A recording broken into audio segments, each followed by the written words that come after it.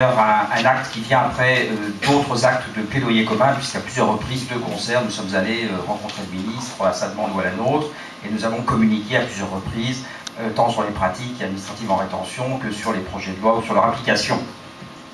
Et effectivement, il faut parler des chiffres, et Pierre-Henri l'a très bien fait, en raison de leur caractère massif, l'augmentation constante dans laquelle on est, et surtout des contraintes qui s'exercent sur les personnes à partir du moment où les forces de police s'appliquent et les préfectures s'appliquent à atteindre des objectifs chiffrés.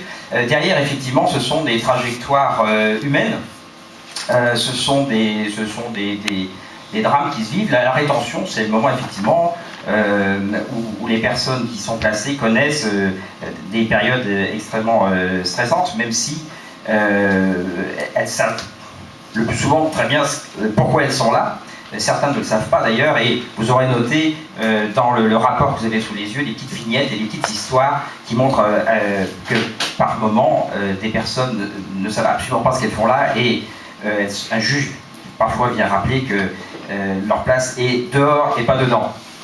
Alors, si on regarde qui se trouve dans les centres de rétention, 155 nationalités, bon, à l'image du nombre de nationalités présentes sur le territoire, et donc concernées aussi par l'éloignement, avec une certaine constante dans la typologie de ces nationalités, avec notamment toujours, et c'est évidemment un résultat de l'histoire, des populations qui viennent beaucoup du Maghreb, donc marocains, algériens, tunisiens, mais aussi des personnes qui viennent d'Amérique, qui viennent d'Asie, donc des nationalités comme les Chinois, les Afghans, les Brésiliens, qui sont présents également dans les centres.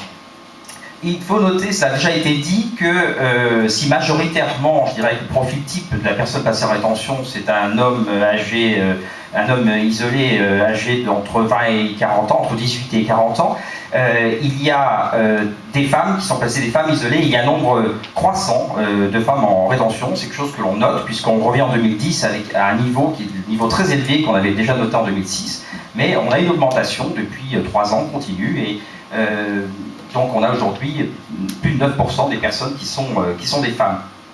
Femmes isolées, femmes également en famille, puisque ça a été également, il y a un nombre je vous renvoie là, c'est la page 11 du rapport, des familles en nombre plus important. On arrive à 356 familles placées en rétention en 2010.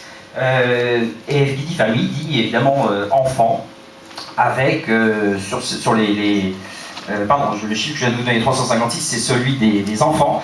Ça représente au total 178 familles, et donc sur ces 356 enfants, 210 sont moins de 6 ans.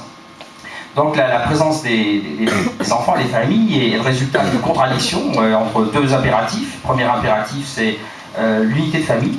On ne sépare pas un enfant mineur de ses parents. L'autre, c'est l'enfermement des parents.